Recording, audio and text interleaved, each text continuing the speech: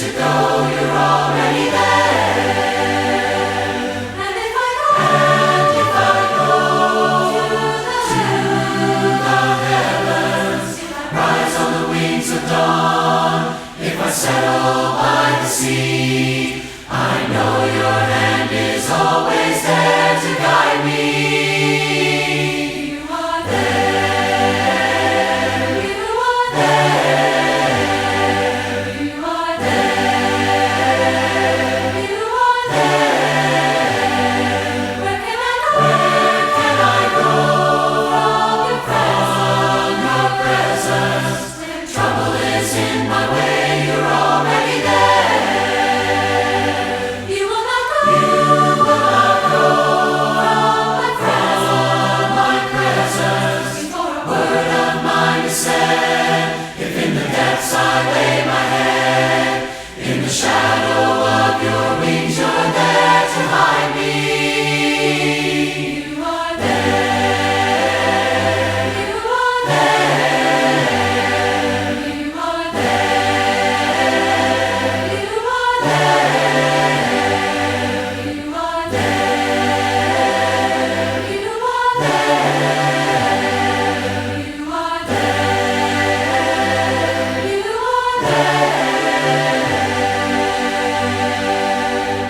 I've got my faith in the Lord, and it's working in me. I've got my faith in the Lord, and it's showing in me. I've got my faith in the Lord, and it's plain to see. I've got my faith in the Lord.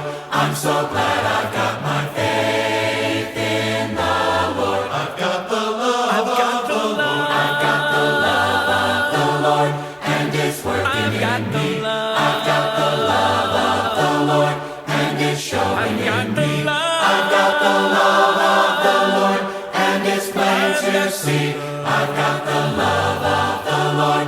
I'm so glad I've got the love of the Lord. I've got the joy of the Lord. I've got the joy of the Lord, and it's working in me. I've got the joy of the Lord, and it's showing in me. I've got the joy of the Lord, and it's plain to see. I've got the joy of the Lord.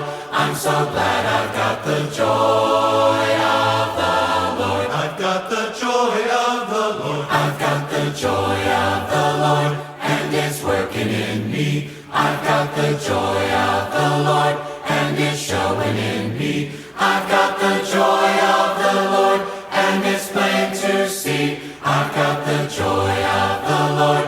I'm so glad I've got the joy of the Lord. I've got my faith in the Lord. I've got my faith in the Lord, and it's working in me. I've got my faith in the Lord, and it's showing in me. I've got my faith in the Lord, and it's plain to see. I've got my faith in the Lord. I'm so glad I've got my faith in the Lord. I've got the love of the Lord. I've got the love of the Lord, and it's working in me. I've got the love of the Lord, and it's showing in me. I've got the love of the Lord, and it's plain to see.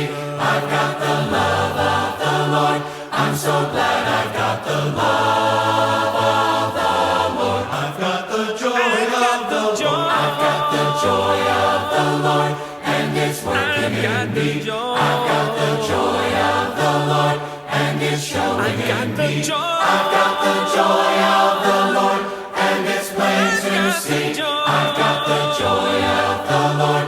I'm so glad I've got the joy of the Lord. I've got the joy of the Lord. I've got the joy of the Lord. I've got the joy of the Lord. I've got the joy of the Lord. I've got the joy of the Lord. I've got the joy of the Lord.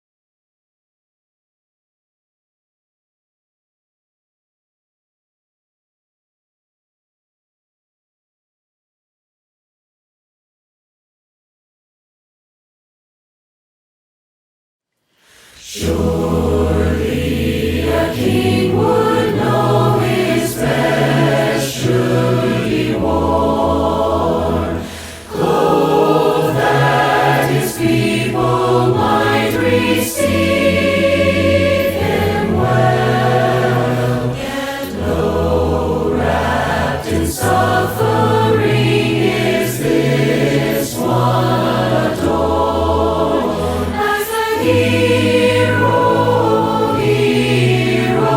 of Israel. Surely a king in lavish grandeur would live, placed on a high and awesome throne to dwell. But here not a place to lay his head would he give to the hero of Israel.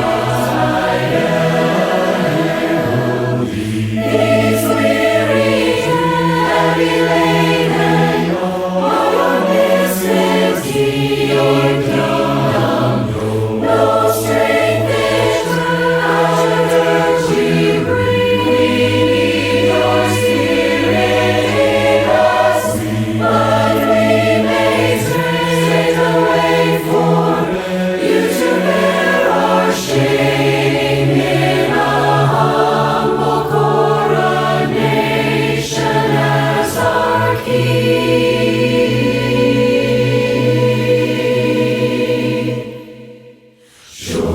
Surely a king would close his heart to a foe, bear arms against them with his name upheld.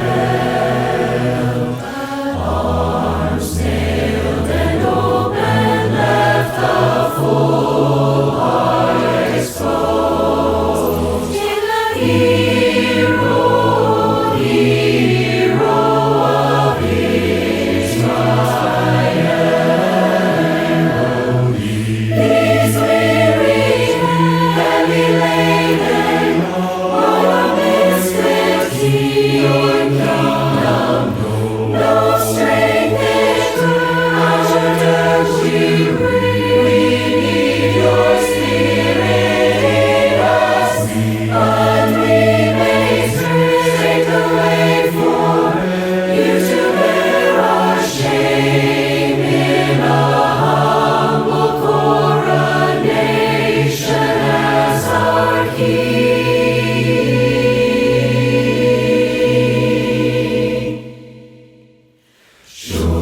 Surely a cross would signal helpless defeat. Christ King rejected, lifted high, you fell. But all at the cross's foot now fall at the feet of the hero of Israel. You're the hero of Israel.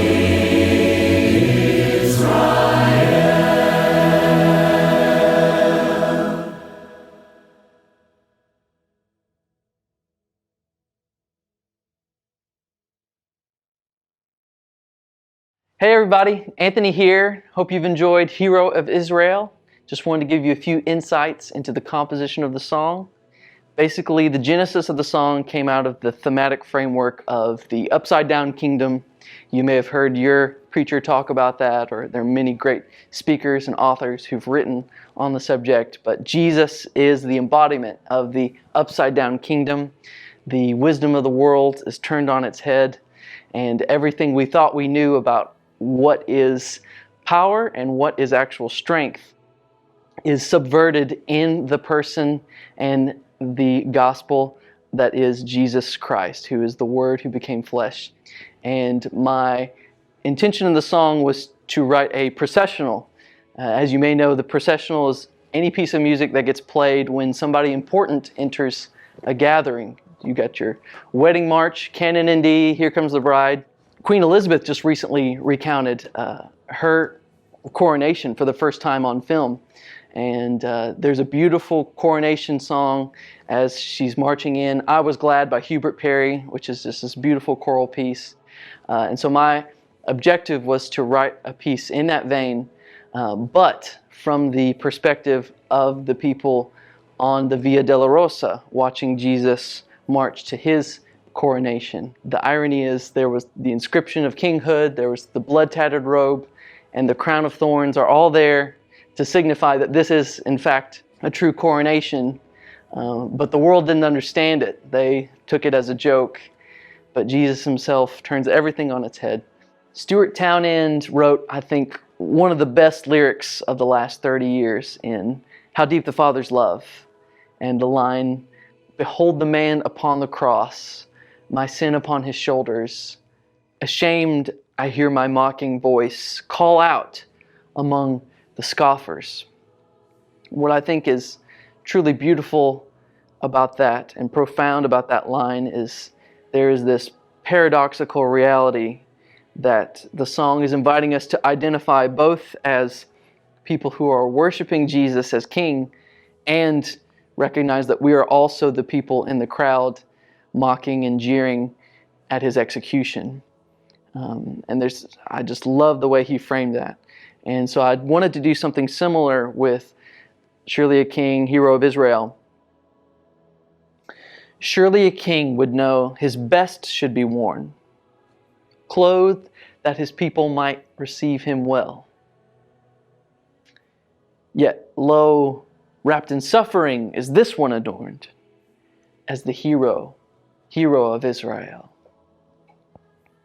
Surely a king in lavish grandeur would live, placed on a high and awesome throne to dwell.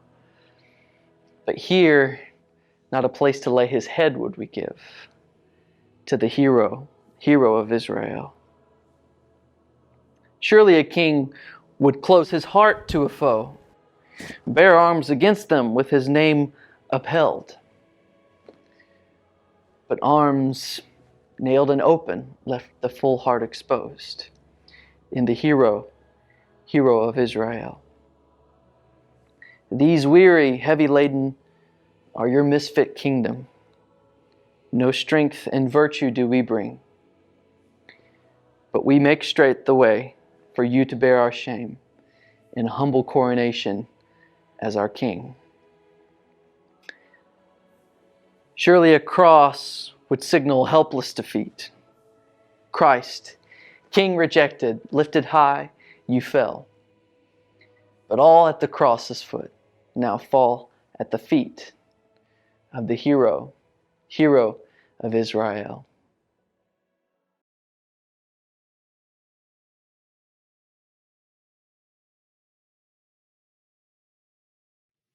The Bible is a very fascinating book, but it might not be the book you think it is. I'm a scientist and a pastor, and people will look at me and they'll say, well, don't you have to decide? And the answer is no. No, for many centuries, scientists have been believers and believers have been scientists. And in our current situation, we find, yes, a lot of scientists are not believers. But that seems to be more a condition of geography than you might realize. In Japan and in other very well-educated Eastern cultures, people with PhDs in science are far more likely to believe in God than the common people on the street. In our nation and in most of Western Europe, that's reversed. And the reason has a lot more to do with the way we select in universities who's allowed to go forward. And then after that, select who gets to get grants so that they can work in fields or not. And you have all kinds of filters there. In our area, it tends to filter out believers. In Japan and elsewhere, not so much. That put aside, Why should we believe in the Bible? And what kind of Bible is it that we should believe in, if any? Well, I want to use an illustration to get us started here, and we'll do a few more of these down the road, because the Bible has a very important place in our lives, so we'd better figure out what that place is or what it should be. I want to take you on a little trip. Let's say that you decide to go take a trip to tour Egypt because you haven't been paying attention to the news, and so you don't know what's going on, so you decide to go. And you go and you have a tour guide that is very boring. This can happen. I've had them that made me want to get back on the bus and just sit. But this guy's really boring. So you're messing about with your feet, and you hit a rock, and you start scooping the sand away with your feet, and you realize, wait, that's a pointy bit, and we're going to skip way up down the line here. You have found the top of a undiscovered pyramid. Everybody's very excited. So they all come to dig it out. They've asked you to hang around for however many weeks, months, years that is. Where this is a pretend story. They get it uncovered and they find out it's a non-robbed pyramid, which is one of the rarest things that you could possibly find on the planet. So you're going to be there when they open it for the first time since whoever was put in. So they open it. And they look at you and they say, well, you found it. We'll give you the honor of going in first. They would not do that. This is just a story. And you, having never seen a mummy movie, decide, right, I'll go in then. So you go in and you shine your flashlight about and you see the sarcophagus and you see hieroglyphics on the wall and you see a Buick, and then you look over here and then you stop for a moment and you look back at the Buick. Your entire world of possibilities have now collapsed to two. One, the Egyptians had Buicks. Two, somebody's been in here since that Pharaoh was shoved in here. It's far more likely to go with the second, don't you think? I don't believe Egyptians had pyramids, Buicks. They had pyramids. I don't think they put Buicks in them. Don't think they had the concept of that. When we read the Bible, sometimes we come across a Buick in a pyramid, something which is not supposed to be there. It is anachronistic. Now, that's a big word that just means it goes against the clock of time. Anachronisms show up in movies. I love the old movie, The Vikings, with Kirk Douglas. Not because it's well written, really isn't, or well acted. No, it isn't that either. I like it because of the mistakes made. For example, you see the Viking ships coming up the fjord, and the slaves are at the oars rather, rowing, and Vikings never used slaves to row ships. But that's beside the point. That's an error, but it's not anachronistic. What's anachronistic is one of the slaves has a watch on. Slaves didn't have watches. It's out of time, it's out of place. And there is a fight scene where, if you're paying attention, you can see a jet contrail in the background. Another fight scene that, if you know where to look, there are electric lines going up a mountain. These are wrong. They're out of place. It's rather like Macbeth. Whenever you have the witch scene, right by that scene is a scene where a man hears gunpowder. He hears cannon fire. And that's the kind of man you really want on your side, because he's hearing a gun go off a couple of hundred years before gunpowder made it to Scotland. That's a good guy to have on your team, I would think, except that's anachronistic. It's out of time. I can remember when I started reading the Bible to see, is this really something that I should be paying attention to? That Genesis was easy. Genesis had a lot of sex, drugs, and rock and roll. You've got a lot of fun stuff there. And then Exodus, you got frogs falling out of the sky. You've got a whole bunch of people dying. You got them walking through a sea. This is a fun book. Then you get to Leviticus, and Leviticus is the book that causes us to break our promise to God. Whenever we say, I'm going to read through the Bible and pay attention, most of us, when we hit Leviticus, hit the skids, and we start skimming, because there are only so many descriptions of linen ephods and sacrifices, and it gets really old. And I think we're allowed to tell that to God, because he's God and he knows that. But then I came across chapter 11 and forward. Now, that's where most of us have an idea of what's in there, but the repetition and the, oh my goodness, just the flow doesn't flow. If you don't believe me and if you think I'm being irreverent, please back it up just a bit. We need to talk about the Bible we have. Here we are in a modern version, the NIV, Leviticus chapter 11. The Lord said to Moses and Aaron, say to the Israelites, of all the animals that live on land, these are the ones you may eat. You may eat any animal that has a split hoof, completely divided, and choose the cud. Now, for most of us, we could stop right there. We would now know exactly the parameters of our diet. But God knows that we always try to find a way out, and therefore there's going to be repetition. There are some that only chew the cud or only have a split hoof, but you must not eat them. The camel, now we're going to get examples, okay? The camel, though it chews the cud, does not have a split hoof, therefore it's unclean for you. The coney, now that's a kind of a bunny, remember that? Though it chews the cud, does not have a split hoof, it's unclean for you. The rabbit, oh, now we got a real bunny. Though it chews, it just keeps going. The coney may be a rock badger or a hydrax. We don't really know what a coney is. But the bunny, it says, although it chews the cud, doesn't have a split hoof. Now, if your mind's already gone, where are we going with this? Join humanity in its response to sections of Leviticus. But God is going somewhere. But before we go there with him, we need to understand what the Bible is. When I was a boy, the preachers told me that every single word in the Bible was dictated by God to men who wrote it down.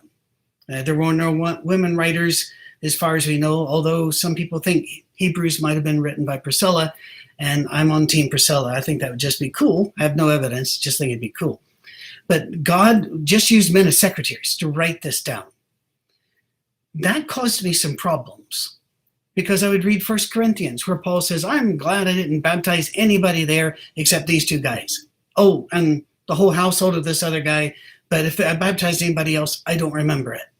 I'm going, God didn't dictate to Paul to write exactly, well, I didn't baptize anybody. Oh yeah, these people I forgot. I can't remember any other.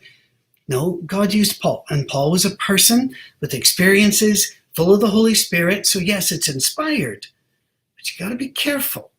The Bible was not written to you. The Bible was written, each section, to the people to whom it was written. Now, it was written for us. There's a lot we can learn, and it points us toward God, but the Bible is not God. God is perfect in every way. The Bible directs us to the one who is perfect, but it was written by men to a people. Now, why is that very important? Because in all of these dietary restrictions, which we're going to look at a bit now and a bit in another talk, there are real health benefits to eating what he wanted them to eat and to not eating the other things that he did not want them to eat. But he had to write these instructions to a pre-scientific people who would not have understood all of the concepts of segmented stomachs, about the way that digestion works. He was not going to require them to do autopsies on every new kind of animal they come across to discover its alimentary canal to make sure that it met God's standards. He was letting them work from what they could see and what they could know as a non-laboratory equipped people on the move pre-science. So he says the bunny, the rabbit, though it does not have, it chews the cud, he says, doesn't have a split hoof, you can't eat it. Bunnies don't chew the cud. And before anybody fires off, no, I read this thing online about how they swallow the thing and there's a packet by the lung and then they kick that thing. No, they don't. I'm sorry. So, did God make a mistake here? No.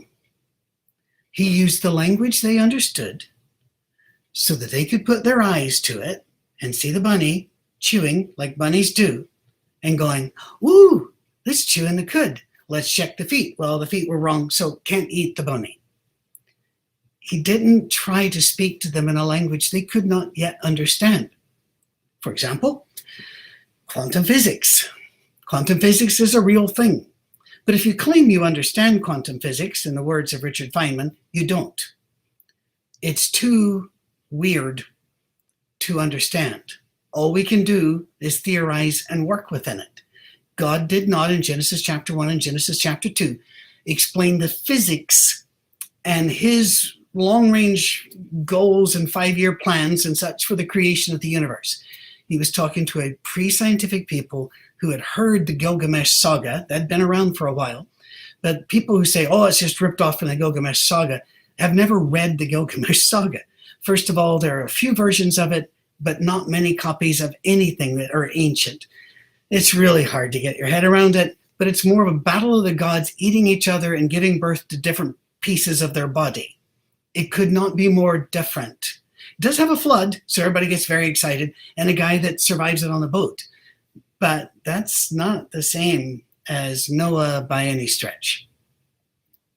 So what did God have to do? He had to correct their concept of who created the world. And so he showed it was one being who created it with a plan, orderly. And he knew what he was doing. So when we go to Genesis and we try to figure out how much space a cheetah would need in Noah's Ark, we're missing the point. When we go to Genesis 1 and 2 and we say, now it seems to be two different stories here, how can we make sure our kids never notice that? We're doing a bad thing. These are Hebrew poetries written to explain a concept to people who are not scientific. So in Leviticus 11, we're about to get some very serious, important health information. But it's going to be delivered to a non-scientific people. So they have to understand it.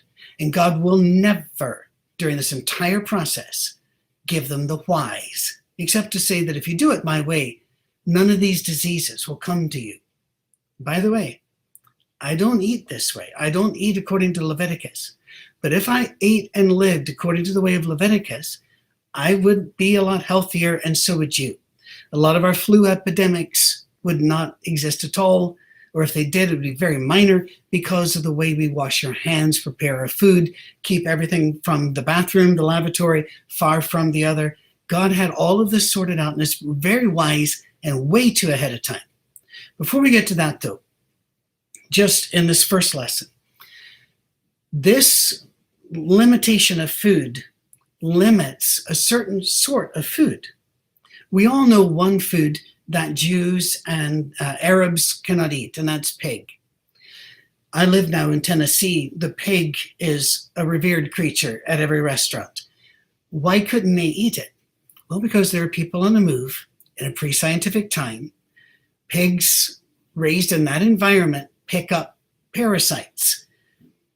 You can find ways to prepare the pig to where it doesn't then put the parasite to you, but they couldn't. And they couldn't store it like we do. And they didn't have salt cellars and other pre-industrial age ways of preparing pig. And so trichinosis would kill you. So God just said, no pigs. Didn't tell them why they couldn't have bacon for breakfast. He just said, no pigs. Then there are other kinds of food, like the rabbit, the bunny. Beautiful meat, very lean, very high in protein, very low in calorie. So why could you not eat this? Well, it has nothing to do with the parasites in the meat. It has everything to do with the parasites in its waste. You're barefoot people. You're managing bunnies in and out of cages, and you're walking around barefoot. Your feet are cracked. If you step around bunny pee, which bunny pee was probably not the phrase you were expecting to hear in a sermon, there you go, it's a bonus. You are susceptible to having a blood disease called tularemia. So God said anything that has the tendency to have parasites in its flesh or in its waste, it's ruled out. You can't eat it. Off the table. Oh, he goes further. He makes sure that other parasites that are gathered by different animals, for example, you could eat some birds, but you could not eat birds that were scavengers. Why? Because they bring out of the environment the very horrible stuff that's in the environment, like shrimp do. Hang on. If you want to have shrimp, even bacon wrapped shrimp, you're allowed to.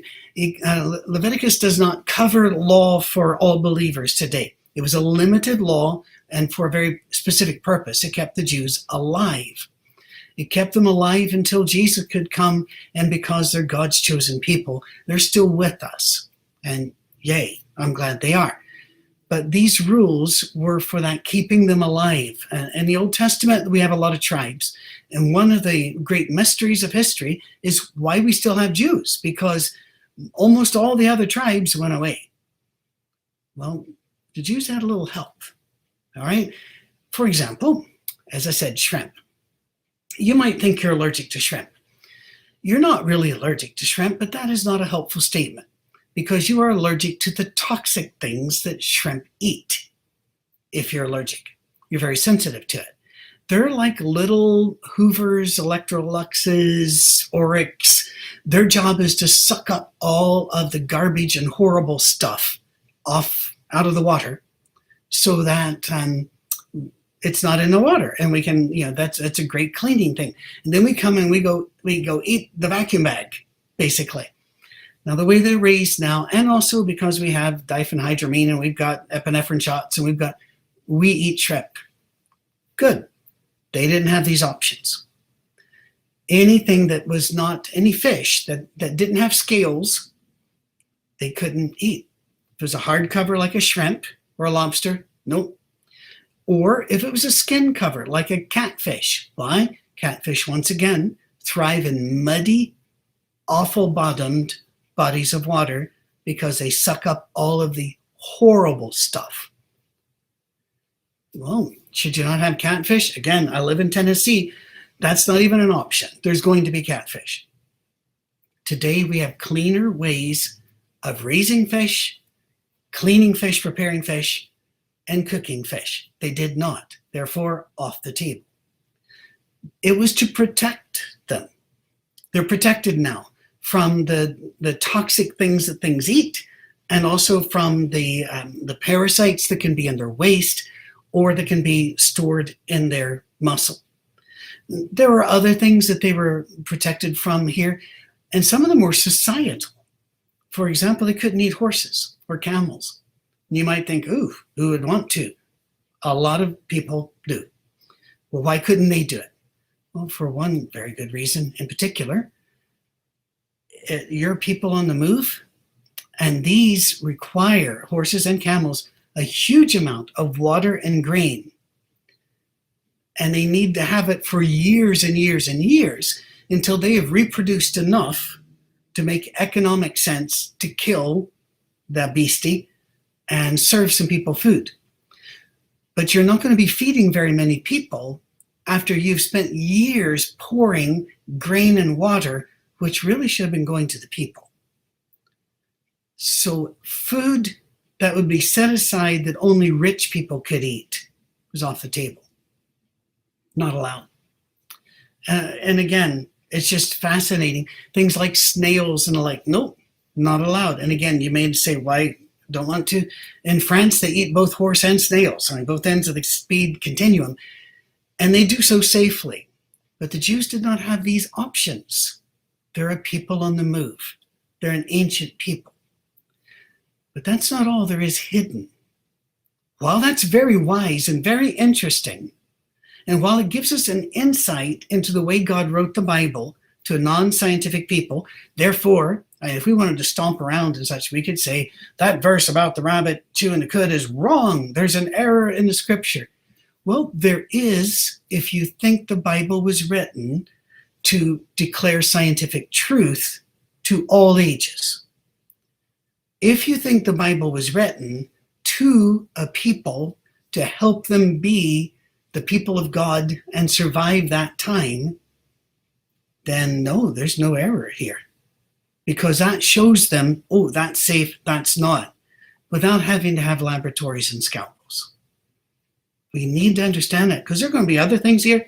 Things such as breeding a goat with this goat when they're spotted and striped, and it's folk wisdom, but there was something behind it. If we look at the statements stark as written, they're unscientific. Oh, that's silly stuff. If you look at then what the end result was, it makes sense. You now have a clear family line here, freer of genetic issues. Leviticus will get into all of that. But we're going to wait, and we're going to talk about the real Buick in the pyramid in our next talk. I'm looking forward to that one, and I hope that you are as well. Hi, I'm Melissa Lancaster, and I want to welcome you to Praise and Harmony TV. Here on this app or website, whichever you're using, you'll find countless videos on how to sing, vocal care, music theory, training for individual songs, and learning harmony parts, music videos and lyric videos for your church to stream, children's content, and so much more. We are adding new content every day, so be sure to take a look around and be sure to sign up for your 3-day free trial.